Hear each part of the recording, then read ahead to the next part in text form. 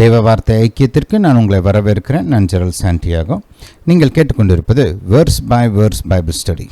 ஜெபிக்கலாம். பிதாவே, இயேசுவின் நாமத்தினால் வருகிறோம். தாப்பனே, உமக்கு ஸ்தோத்திரம். நீர் பெரியவர், சர்வ வல்லவர், எங்கள் மீது அன்பாக இருக்கிற தேவன், எங்களுக்கு நன்மை செய்கிறவர், வானத்தையும் பூமியும் படைத்த நல்ல தேவன், எங்கள் பரம தகப்பனாக இருக்கிறபடியால் ஸ்தோத்திரம்.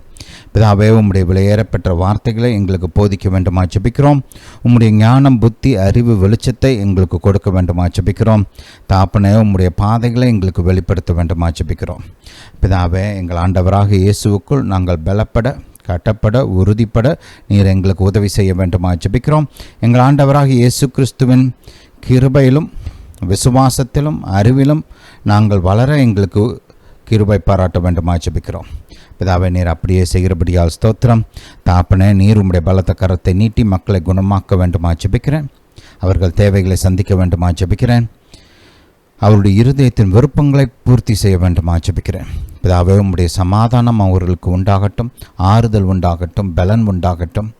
தாப்பனே, முன்னேறுவதற்கான பலன், மேற்கொள்வதற்கான பலன், ஜெயிப்பதற்கான பலன், செழிப்பதற்கான பலன் உண்டாகட்டும். தாப்பனே, நீங்கள் அப்படியே செய்கிறபடியால் ஸ்தோத்திரம். எங்கள் ஜெபத்தை கேட்டு பதில் கொடுத்தபடியால் ஸ்தோத்திரம். இயேசுவின் நாமத்தினால் பிதாவே, ஆமென். ஹல்லேலூயா, ஹல்லேலூயா டு ஜீசஸ். நம்முடைய கர்த்தர் நல்லவர். நம்முடைய கர்த்தர் நமக்கு உதவி செய்கிற தேவன். நம்முடைய கர்த்தர் நம்மை ஆசீர்வதிக்கிற தேவன். ஹல்லேலூயா. கர்த்தர் மனிதனை உருவாக்கின பொழுது அவர் செய்த முதல் கிரியை என்ன அப்படின்னு பார்த்தோம்னா, மனிதனை ஆசீர்வதிக்கிறார். ஹல்லேலூயா. மனிதனை ஆசீர்வதிப்பது தேவனுக்கு பிரியமாக இருக்கிறது. அந்த முதல் அதிகாரத்திலே நீங்கள் பார்த்தீங்கன்னா, நாம் இப்போ தியானித்து கொண்டிருக்கிற காரியங்களை குறித்த ஒரு வெளிச்சம் அங்கே கொடுக்கப்படுகிறது. பாருங்கள், இந்த பூமி உருவாக்கப்படுவது லேசுப்பட்ட காரியம் கிடையாது. இதை ஆராய்ந்து படிக்கிற சயின்டிஸ்ட்லாம் பிரமிக்கிறாங்க. ஏன்னா பல விதமான பிரமாணங்கள், பலவிதமான சக்திகள், இதெல்லாம் ஒருங்கிணைந்து ஒன்றோடு ஒன்று இணைந்து கரெக்டாக செயல்படணும்.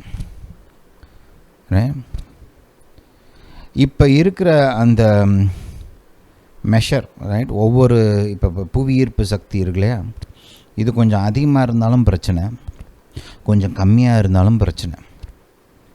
ஹல்லேலூயா.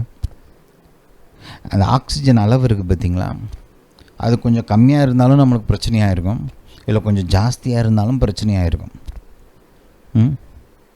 இங்கே பூமியில் இருக்கிற தண்ணீருடைய அளவு,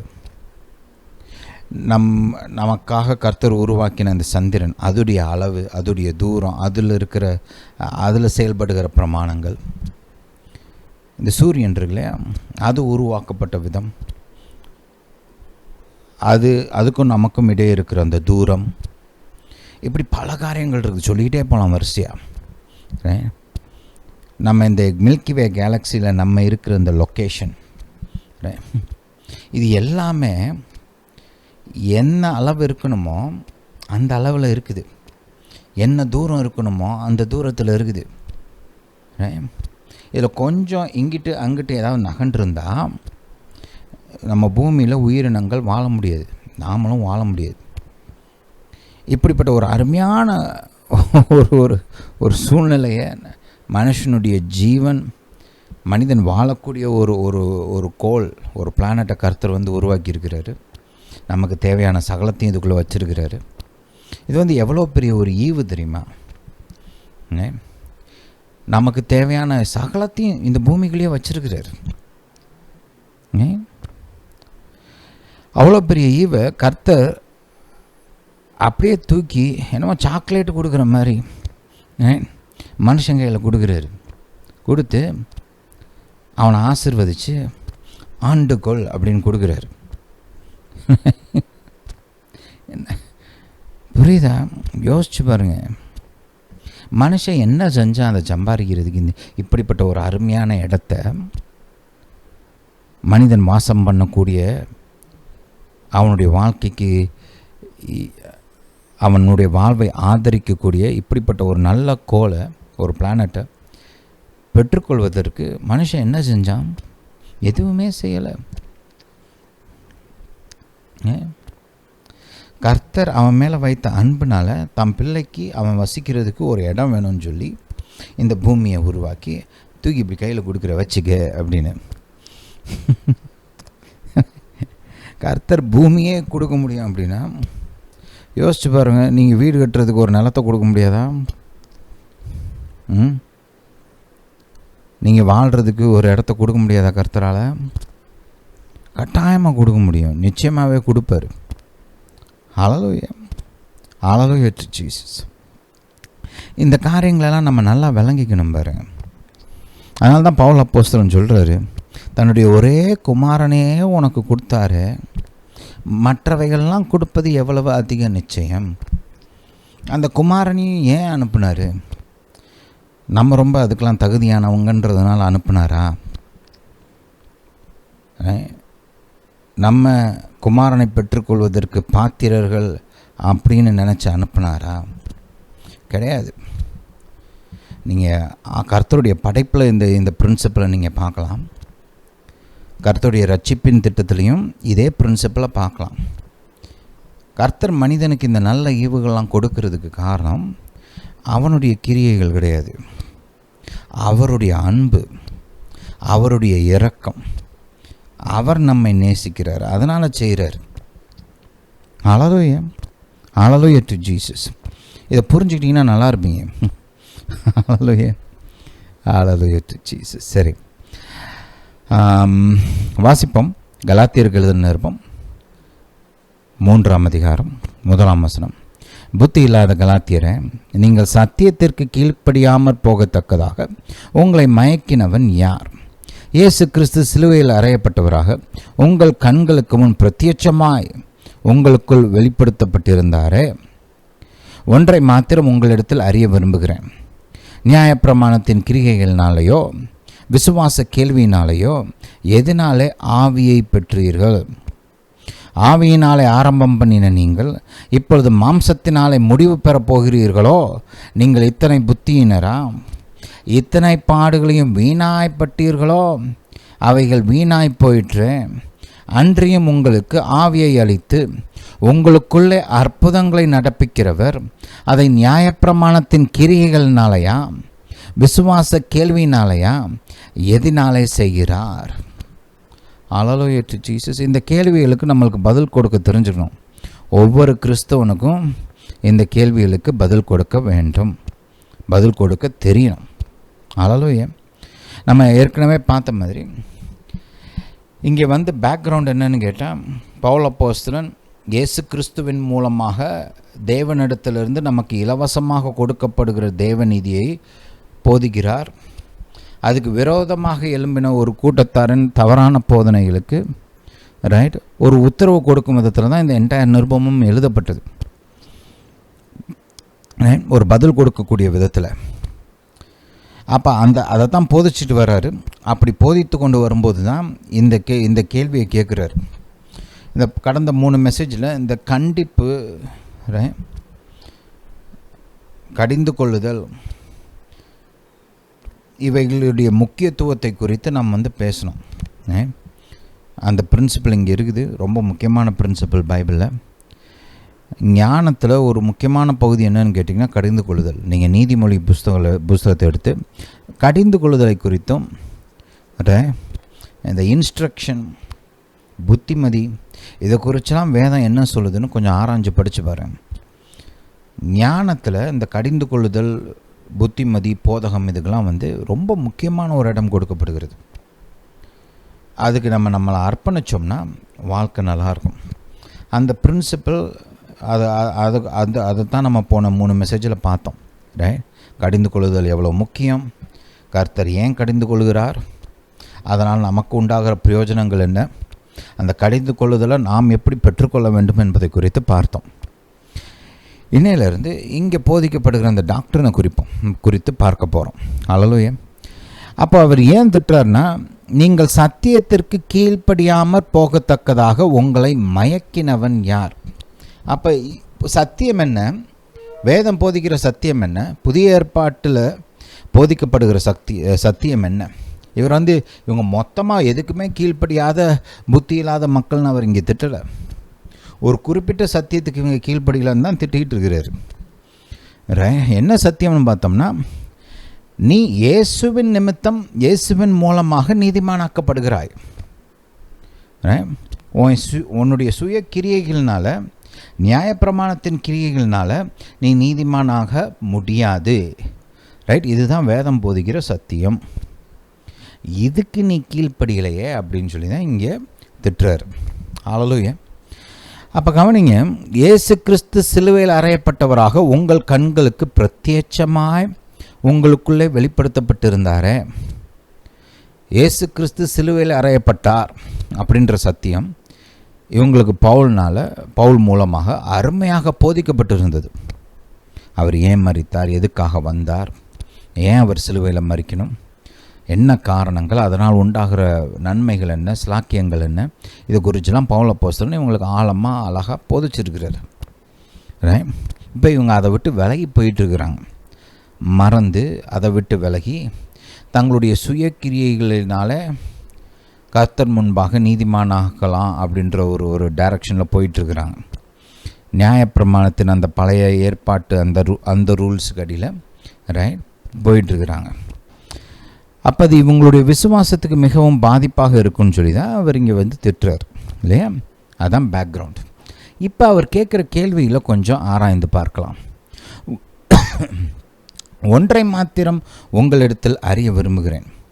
நியாயப்பிரமாணத்தின் கிரியைகள்னாலையா, விசுவாச கேள்வினாலையா, எதினாலே பரிசுத்த ஆவியானவரை பெற்றீர்கள்?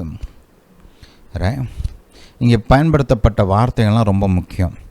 அவர் என்ன கேட்குறாரு, எதினாலே பரிசுத்த ஆவியானவரை பெற்றீர்கள் அப்படின்னு கேட்டிருக்கிறாரு. பெற்றுக்கொள்வது வேறு, சம்பாதிப்பது வேறு. பழைய ஏற்பாட்டில் பைபிளில் என்ன போட்டிருக்குன்னா, புத்தியை சம்பாதி அப்படின்னு போட்டிருக்கு. ஞானத்தை சம்பாதி அப்படின்னு வேதம் போதிக்குது நம்மளுக்கு. ஒரு மனுஷன் ஞானத்தை சம்பாதிக்கிறதுக்கும் புத்தியை சம்பாதிக்கிறதுக்கும் முயற்சி எடுக்க வேண்டும். நீதிமொழிகள் போங்க, 4ஆம் அதிகாரம்.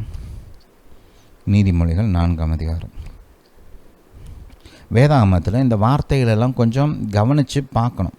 ஏன்னா ஒவ்வொரு வார்த்தைக்கும் அர்த்தம் இருக்குது. கர்த்தர் சும்மா என்னத்தையாவது எழுதுவோம்னு எழுதலை. அவர் ஒவ்வொரு வார்த்தைக்கு பின்னாடியே அர்த்தம் வச்சிருக்கிறார். அப்போ இங்கே பாருங்களேன், 4ஆம் அதிகாரம் 5ஆம் வசனத்தை கொஞ்சம் கவனிங்க. ஞானத்தை சம்பாதி, புத்தியையும் சம்பாதி. என் வாயின் வார்த்தைகளை மறவாமலும் விட்டு விலகாமலும் இரு.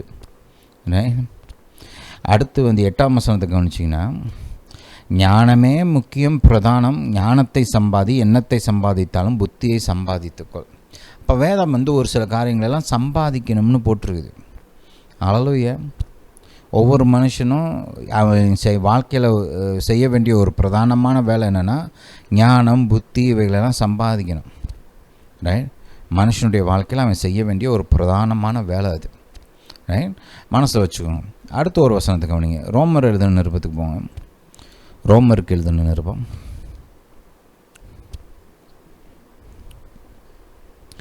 இங்கே 6ஆம் அதிகாரத்தில் இந்த கடைசி வசனத்தை கொஞ்சம் கவனிங்க. ஹல்லேலூயா டு ஜீசஸ். அநேகம் பேர் இந்த வசனம் மனப்பாடமாகவே தெரியும். இதில் பயன்படுத்தப்பட்ட அந்த வார்த்தைகளை கொஞ்சம் கவனிங்க. பாவத்தின் சம்பளம் மரணம். பாவத்தின் சம்பளம் மரணம். தேவனுடைய கிருபை வரமோ நம்முடைய கர்த்தராக இயேசு கிறிஸ்துவினால் உண்டான நித்திய ஜீவன். இங்கே ஒரு கான்ட்ராஸ்ட்டை கவனிங்களேன். மரணம் என்ன? மரணம் ஈவு கிடையாது. மரணம் ஃப்ரீயாக கொடுக்கப்படுகிற கிஃப்ட் கிடையாது. மரணம் பாவத்தின் சம்பளம். ஹல்லேலூயா. The wages of sin is death. ஆனால் நித்திய ஜீவன் சம்பளம் கிடையாது. நித்திய ஜீவன் நீங்கள் உழைச்சி சம்பாதிச்ச உங்கள் கூலி கிடையாது. நித்திய ஜீவன் கர்த்தர் கொடுக்குற கிருபை வரம். சொல்லுங்கள், கிருபை வரம். It's a gift freely given through Jesus. புரியுதா? இது ரொம்ப முக்கியமான டிஸ்டிங்ஷன். இதை மைண்டில் வச்சுக்கோங்க. இதெல்லாம் மனசில் வச்சுக்கிட்டு இப்போ அந்த வசனத்தை திரும்ப பார்ப்போம். கலாத்தியரில் அவர் என்ன சொல்கிறாரு? ஆவியானவரை பெற்றீர்கள். நீங்கள் பைபிள் முழுசாக படித்து பார்த்தீங்கன்னா அப்போஸ்தலர் நடபடிகள் எல்லாம் இதே வார்த்தை தான் பயன்படுத்தப்பட்டிருக்கும். என்ன வார்த்தை? பெற்றீர்கள், பெற்றீர்கள், பெற்றுக்கொண்டார்கள், ரைட்? அப்படி தான் போட்டிருக்கோம் பைபிளில். ஹல்லேலூயா. பவுல் அப்போஸ்தலன் வந்து இவங்கள்ட்ட கேட்குறாரு, அவங்க பேர் என்ன, எபேசியர் மக்கள் இருக்காங்களே, அப்போஸ்தலர் 19க்கு போகலாம். 19 அவர் வந்து எபேசிய பட்டணத்துக்கு வராரு. அங்கே விசுவாசிகளை பார்க்குறாரு. பார்த்துட்டு அவங்கள்ட்ட ஒரு கேள்வி கேட்குறாரு. என்ன கேள்வின்னு பார்த்தீங்கன்னா, நீங்கள் விசுவாசிகள் ஆனபோது பரிசுத்த ஆவியை பெற்றீர்களோ என்று கேட்டான். மறுபடியும் கவனிங்க, பெற்றீர்கள், சம்பாதித்தீர்களா அப்படின்னு கேட்கல, இல்லை வெகுமதியாக பெற்றுக்கொண்டீர்களான்னு கூட கேட்கல. என்ன கேட்குறாரு? பெற்றீர்களா, பெற்றீர்களா, ரைட்? 8ஆம் அதிகாரம் போங்க, அப்போஸ்தலர் நடபடிக்கைகள் 8ஆம் அதிகாரம். இங்கே வந்து கர்த்தர் வந்து சமாரிய மக்களை ரட்சிப்புக்குள்ளே கொண்டு வர்றாரு இல்லையா? அப்போ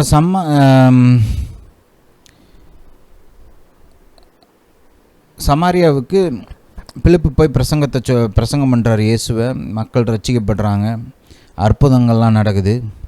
ஆனால் யாரும் பரிசுத்த ஆவியானவரை பெற்றுக்கொள்ளாமல் இருந்தார்கள். ஞானஸ்தானம் பெற்றுக்கிறாங்க, ரட்சிக்கப்பட்டாங்க, ஆனால் யாருக்கும் பரிசுத்த ஆவியான நிறைவு உண்டாகவில்லை. பரிசுத்த ஆவியானவரின் நிறைவு உண்டாகவில்லை. இந்த வசனங்களை இங்கிருந்து வாசிப்போம். 14ஆம் வசனம், 14ஆம் வசனம். சமாரியர் தேவ வசனத்தை பெற்றுக்கொண்டதை எருசலேமில் உள்ள அப்போஸ்தலர்கள் கேள்விப்பட்டு பேதுருவையும் யோவானையும் அவர்களிடத்திற்கு அனுப்பினார்கள். இவர்கள் வந்தபொழுது அவர்களில் ஒருவனும் பரிசுத்த ஆவியை பெறாமல், மறுபடியும் கவனிங்க, சம்பாதிக்காமல்னு சொல்லலை, பெறாமல் கர்த்தராகிய இயேசுவின் நாமத்தினாலே ஞானஸ்தானத்தை மாத்திரம் பெற்றிருந்தவர்களாக கண்டு அவர்கள் பரிசுத்த ஆவியை பெற்றுக்கொள்ளும்படி அவர்களுக்காக ஜெபம் பண்ணி. பாயிண்ட்டை கவனிங்க.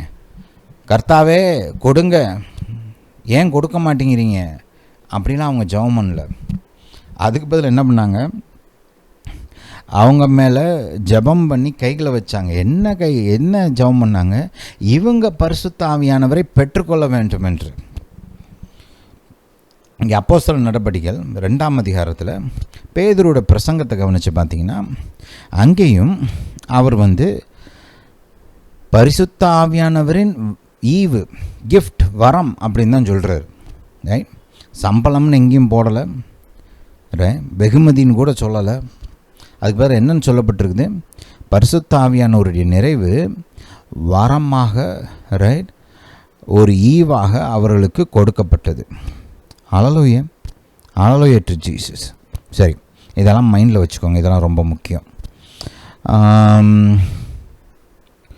அந்த வசனத்தை நான் உங்களுக்கு காமிச்சிடுறேன், அதை நீங்கள் பார்த்தீங்கன்னா நல்லது. ஹல்லேலூயா டு ஜீசஸ். 2ஆம் அதிகாரம் 38ஆம் வசனம், 38 வாசிப்போம். ஹல்லேலூயா டு ஜீசஸ். அப்போஸ்தலர் நடபடிகள் 2:38 வாசிப்போம். பேதுரு அவர்களை நோக்கி, நீங்கள் மனம் திரும்பி ஒவ்வொருவரும் பாவ மன்னிப்புக்கென்று இயேசு கிறிஸ்துவின் நாமத்தினாலே ஞானஸ்நானம் பெற்றுக்கொள்ளுங்கள், அப்பொழுது பரிசுத்த ஆவியின் வரத்தை பெறுவீர்கள். கிஃப்ட், வரம். ஹல்லேலூயா. வாக்குத்தத்தமானது உங்களுக்கும் உங்கள் பிள்ளைகளுக்கும் நம்முடைய தேவனாகிய கர்த்தர் வரவழைக்கும் தூரத்திலுள்ள யாவருக்கும் உண்டாயிருக்கிறது என்று சொல்லி, ப்ராமிஸ், வரம். ஆவியானவர் அப்படித்தான் வேதத்தில், ஆவியானவருடைய நிறைவை குறித்து வேதம் அப்படித்தான் போதிக்கிறது. ரைட்? ஏன் இதெல்லாம் காமிக்கிறேன்னா, ஒரு கிறிஸ்தவன் ரட்சிக்கப்பட்ட அந்த நொடிப்பொழுதிலேயே பரிசுத்த ஆவியானவரின் வரத்தை அவனால் இலவசமாக விசுவாசத்தினால் பெற்றுக்கொள்ள முடியும். ஏன்னா ஆவியானவரின் நிறைவு வந்து கிருபை வரம். It's a free gift by the grace of God. ஏன்? இயேசுவினால். இயேசு ஜெபிச்சிருக்கிறார். ரைட்? நீங்கள் யோவான் சுவிசேஷத்தில் கொஞ்சம் கவனிங்க. 16ஆம் அதிகாரம் பார்த்தீங்கன்னா, கர்த்தர் என்ன சொல்கிறாரு? நான் வந்து பரலோகத்துக்கு போகிறேன், நான் பரலோகத்துக்கு போகிறதுனால கர்த்தர் வந்து அங்கே போயிட்டு நான் வந்து இன்னொரு தேற்றவாளனை உங்களுக்கு அனுப்புவேன் அப்படின்னு சொல்கிறாரு. இன்னொரு இடத்துல பார்த்தீங்கன்னா, நான் பிதாவிடத்தில் வேண்டிக் கொள்ளுவேன், அவர் உங்களுக்கு தேற்றவாளனை கொடுப்பார் அப்படின்னே சொல்கிறாரு கர்த்தர். ஹல்லேலூயா, ஹல்லேலூயா டு ஜீசஸ். புரியுதா? யோவான் 14:16 பார்த்தீங்கன்னா அவர் இப்படியே சொல்கிறாரு, பிதாவின் இடத்துல நான் ஜெபம் பண்ண போகிறேன், நான் ஜெபம் பண்ணுறதுனால பிதாவானவர் உங்களுக்கு இன்னொரு தேற்றவாளனை கொடுப்பார் அப்படியே சொல்கிறாரு கர்த்தர். ஹல்லேலூயா, ஹல்லேலூயா டு ஜீசஸ். அப்போ இங்கேயும் கவனிங்க, பரிசுத்த ஆவியானவர் ஏன் நமக்கு கொடுக்கப்படுகிறார்? ஒன்று, இயேசுடைய மீட்பின் கிரியை, அதனால் நமக்கு உண்டான ரட்சிப்பு, இயேசுடைய திரு ரத்தத்தினால் நாம் கழுவப்பட்டு இருக்கிறோம், தேவனுடைய பிள்ளைகளாக மாறி இருக்கிறோம். அதுதான் அந்த காரியங்கள் தான் நம்மளை தகுதிப்படுத்துது பரிசுத்த ஆவியானவரை பெற்றுக்கொள்ள. பாவ மன்னிப்பு, சுத்திகரிப்பு, மறுபிறப்பு, தேவனுடைய பிள்ளையாக நம்ம மறுபடியும் பிறக்கிறோம் இல்லையா? இந்த காரியங்கள் தான் ஒரு மனிதனை பரிசுத்த ஆவியானவரை பெற்றுக்கொள்வதற்கு தகுதிப்படுத்துது. இந்த காரியங்கள் நடந்திருந்துச்சுன்னா எந்த மனுஷனும் ஆவியானவரை பெற்றுக்கொள்ள பாத்திரவான். அநேக நேரங்களில் பரிசுத்த ஆவியானவரை பெற்றுக்கொள்வதை வந்து ரொம்ப காம்ப்ளிகேட் பண்ணிடுறோம். இங்கே இவங்க பண்ணுறாங்க இல்லையா?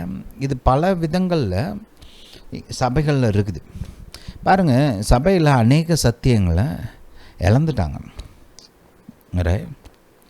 ஆரம்ப திருச்சபையில் ஆவியானவரை குறித்து போதிக்கப்பட்ட சத்தியங்கள், ஆவியானவருடைய செயல்பாடுகள், இதெல்லாம் சபை இழந்துருச்சு. கடந்த ஒரு 100-150 வருஷமாக தான் இந்த காரியங்கள்லாம் மறுபடியும் சபைக்குள்ளே கர்த்தரை குறித்த சத்தியங்கள்லாம், பரிசுத்த ஆவியானவர் குறித்த சத்தியங்கள்லாம் மறுபடியும் வெளிப்படுது. இதை குறித்த ஒரு சரியான போதனை நிறைய பேருக்கு இல்லை. நிறைய பேருக்கு வேறு விதமான அனுபவங்கள்லாம் இருக்குது. ஒரு சிலர்லாம் ரொம்ப பல வருஷங்கள் காத்திருந்து பெற்றுக்கொண்டு இருக்கிறாங்க. ஒரு சிலர்லாம் எவ்வளவோ ஜெபிச்சு எவ்வளவோ கேட்டு பல நாட்களாக கிடைக்காம பின்னாடி அவங்க கஷ்டப்பட்டு அதெல்லாம் பெற்றுக்கொண்டிருக்கிறாங்க. அதான் ஏன் அப்படின்னு கேட்டிங்கன்னா, இந்த பைபிளுடைய ப்ராப்பர் டீச்சிங் இந்த காரியத்தை குறித்து இல்லை. அதனால தான், அதான் பிரைமரி ரீசன். நீங்கள் பைபிளை படித்து பார்த்தீங்கன்னா, அப்போஸ்தலர் நடபடிகளெல்லாம் அந்த முதல் முறை ஆவியானவர் நம்முடைய ஆண்டவராகிய இயேசு பரமேறினதுக்கப்புறம் ஆவியானவர் பொழியப்படுவதற்கு முன்னாடி கொஞ்சம் கேப் இருக்குது இல்லையா? ஒரு 10 நாள் இருந்திருக்கு. அந்த ஒரு முறை மட்டும்தான் ஆவியானவரை பெற்றுக்கொள்வதற்காக அவங்க எருசலேமில் காத்திருந்தாங்க. அந்த ஃபஸ்ட்டு அவுட் போரிங். ஏன்னா அது வரைக்கும் ஆவியானவர் இன்னும் பொழியப்படவில்லை. கர்த்தர் சொல்கிறார் இல்லையா, நான் பரமேறி போனதுக்கப்புறம் இன்னொரு தேற்றவாளனை அனுப்புவேன் அப்படின்னு சொல்கிறார் இல்லையா? அப்போ அந்த ஃபஸ்ட் டைம் நடக்கிற அந்த அவுட் போரிங்க்கு மட்டும்தான் அந்த ஆவியானவருடைய அந்த மலை இல்லையா, ஆவியானவர் ஊற்றப்படுறார் இல்லையா, அந்த ஒரு ஈவெண்ட்டுக்காக மட்டும்தான் காத்திருக்க வேண்டியது அவசியமாக இருந்துச்சு. புரியுதா? சீஷர்கள், நம்முடைய ஆண்டவராகிய இயேசுவின் தாய், குடும்பத்தார், அப்போஸ்தலர்கள், இவங்கெல்லாம் ஒன்றா சேர்ந்து அங்கே காத்திருக்கிறாங்க. அவங்க எருசலேமை விட்டு போகாமல் அங்கேயே காத்திருக்கிறாங்க. பெந்தகோஸ்தே தினத்தன்று பரிசுத்த ஆவியானவர் ஊற்றப்பட்டார். அதுக்கப்புறம் நீங்கள் பைபிளை படித்து பார்த்தீங்கன்னா, யாருமே ஆவியானவரை பெற்றுக்கொள்ள அநேக நாட்கள் காத்திருக்க வேண்டிய அவசியம்லாம் இல்லை. இதில் இன்னொரு டீச்சிங் என்ன வந்துருச்சு அப்படின்னா, நீ உன்னை பரிசுத்தப்படுத்திக்கணும். நீ உன்னை நல்லா பரிசுத்தப்படுத்தினதுக்கப்புறம் தான் நீ ஆவியானவரை பெற்றுக்கொள்ள தகுதியுள்ளவனாக மாறுகிறாய். இந்த டீச்சிங்கை பாருங்கள், இதுதான் நியாயப்பிரமாணத்தினால நீதிமானாக ட்ரை பண்ணுறதோட ஒரு மேனிஃபெஸ்டேஷன். இந்த நியாயப்பிரமாணத்தினால நீதிமானாகிற காரியம் பல விதங்களில் வெளிப்படும். அதில் ஒரு வெளிப்பாடு என்னென்னா, நான் வந்து சுத்தமாகிட்டு, நான் வந்து நல்லா கழுவப்பட்டு, என்னுடைய கிரியைகள்லாம் கரெக்டானதுக்கப்புறம், அதுக்கப்புறம் தான் நான் பரிசுத்த ஆவியானவரை பெற்றுக்கொள்ள தகுதி உள்ளவனாக மாறுகிறேன் அப்படின்ற ஒரு போதனை இருக்குது. அது வந்து கரெக்டான போதனை கிடையாது. ஏன்னா நம்ம இங்கே பார்க்குறோம், சமாரிய மக்கள் அப்போ தான் ரசிக்கப்பட்டிருக்கிறாங்க. இந்த சமாரிய மக்கள்லாம் பார்த்திங்கன்னா யூதர்களால் ஒதுக்கி வைக்கப்பட்டவங்க. அதுக்கு ஒரு காரணம் இருக்குது. நீங்கள் நெகமியாவின் புஸ்தகம், எஸ்ராவின் புஸ்தகம்லாம் படித்து பார்த்திங்கன்னா, இந்த அசிரிய ராஜாக்கள்லாம் பாருங்கள், வெவ்வேறு தேசங்கள்லேருந்து மக்களை கூட்டிகிட்டு வந்து இங்கே குடியிருக்க வச்சாங்க. எங்கே? இஸ்ரவேல் தேசத்தில். நெபுகத்நேசர் வந்து மற்ற ஜனங்களெல்லாம் அங்கே குடியிருக்க வைக்கல. ஆனால் அந்த அசீரிய ராஜா செஞ்சார் அப்படி. அப்போது அந்த இடத்துல வந்து அநேக மக்கள் குடியிருந்தாங்க. கர்த்தரை அறியாத ஆபிரகாமின் சந்ததியாக இல்லாத ஜனங்கள் வந்து அங்கே குடியிருந்தாங்க. அப்போ அவங்களுக்கும் யூத மக்களுக்கும் அப்போ ரிலேஷன்ஷிப்லாம் உண்டாச்சு மேரேஜ் மூலமாக. நீங்கள் அதெல்லாம் நெகமியாவின் புஸ்தகம் அதிலெல்லாம் பார்க்கலாம், இஸ்ராவின் புஸ்தகம். அப்படி அந்த திருமணங்கள் மூலமாக, இந்த கலப்பு திருமணம் யூத மக்களுக்கும் இந்த மற்ற தேசத்திலிருந்து வந்த மக்களுக்கும், இப்படி பிறந்த மக்கள் அந்த அவங்களுடைய கூட்டம் இதுதான் சமாரியா. சமாரியா மக்கள் அவங்க அந்த சிறையிருப்புக்கு முன்னாடி பார்த்திங்கன்னா சமாரியாவில் இஸ்ரவேல் ஜனங்கள் இருந்தாங்க. ஆபிரகாமின் வித்து அந்த மக்கள் டைரக்ட் டிசெண்டன்ட்ஸ் அவங்க தான் இருந்தாங்க. ஆனால் அந்த சிறையிருப்புக்கு அப்புறம் பார்த்திங்கன்னா இந்த மாதிரி மிக்ஸ்டு மல்டிடியூடாக மாறினாங்க. இதனால் பாருங்கள், கர்த்தருடைய போதனைகள்லாம் சரியாக அறியாமல் அவங்களுடைய வாழ்க்கை முறைகள்லாம் வேறு மாதிரி போயிடுச்சு. அதனால தான் யூதர்களுக்கும் அந்த சமாரிய மக்களுக்கும் ஒரு கான்ஃப்ளிக்ட் இருந்துச்சு. நிறைய differences, doctrinal differences, life style differences, போதகத்துலேயும் சரி வாழ்க்கை முறையிலையும் சரி நிறைய வித்தியாசங்கள் இருந்தது. நீங்கள் பார்க்கலாம், அந்த சமாரிய பெண்மணி நம்ம ஆண்டவராக இயேசுவுக்கு முன்பாக நிற்கும்போது சொல்கிறா இல்லையா, நீங்கள் வந்து இப்படி எருசலேமில் தான் இப்போ ஜெபம் பண்ணணும்னு சொல்கிறீங்க, நாங்களாம் எங்கள் மலையில் கூட பண்ணலாம் அப்படின்னு நினைக்கிறோம் அப்படின்னு சொல்கிறாங்க இல்லையா.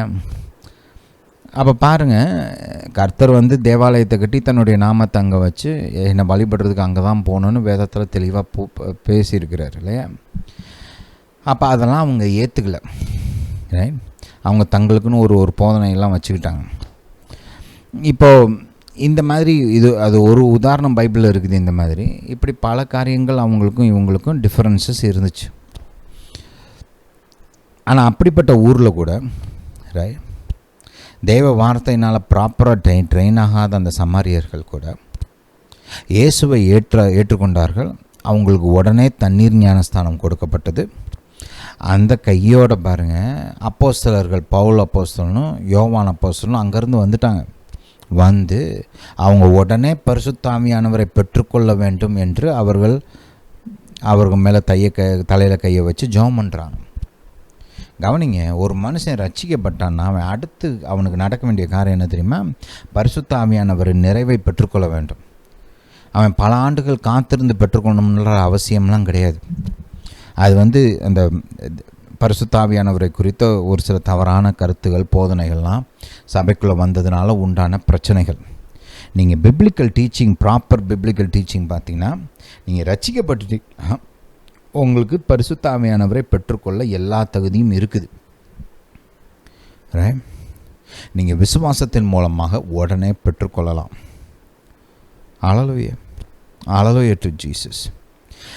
இந்த காரியங்களை குறித்து நம்ம அடுத்த மெசேஜில் இன்னும் கொஞ்சம் நல்லா பார்க்கலாம். ரைட், இப்போ அந்த டீச்சிங்குள்ளே நம்ம கடந்து போயிட்டோம்னா நிப்பாட்ட முடியாது. அதனால் இங்கே ஸ்டாப் பண்ணலாம்.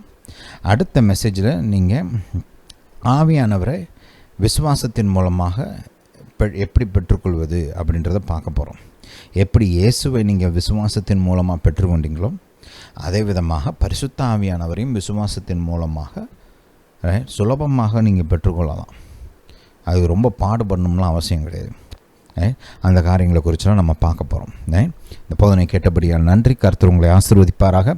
நம்முடைய இயேசு ராஜா சீக்கிரம் வருகிறார்.